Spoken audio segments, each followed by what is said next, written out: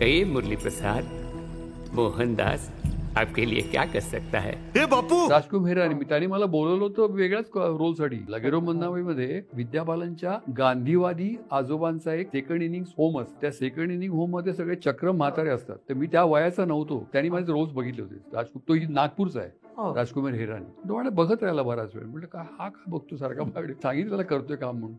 तर तो म्हणाला की let me try you for Gandhi. म्हणजे मी गांधी तो हो नाही, लेट मी ट्राय म्हणून. म्हटलं एक बारीकपणा सोडला तर काय.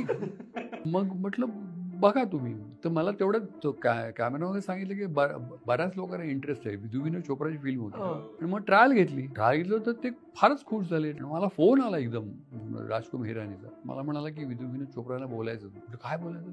ते म्हणाले की मी आत्ता बघितले Handycam result, you are fantastic. काय मला कळेच. ते म्हणाले you are doing Gandhi's role. आता काय आहे, हे सगळे रोल्स आहेत ना वेगवेगळे. तुला म्हणाला वासूची सासू आणि कुठला एगडा भूताचा, इव्हन तात्या विंचू हे वगैरे. हे नाटकामध्ये लेखक असतील तर लेखक तिकडे हजर असतील तर, किंवा दिग्दर्शक यांच्या सल्ल्याने आणि माझ्या अकलेनी मला हवे तसे रोल्स मी ते करू शकतो. ते स्वातंत्र्य असतं. तसं गांधीचं नाही ना. गांधी कॅरेक्टर रोल आहे आणि तो राष्ट्रपिता आहे. म्हणजे मला असे वाटलं मी केले असा उद्धटपणा चालला नसता.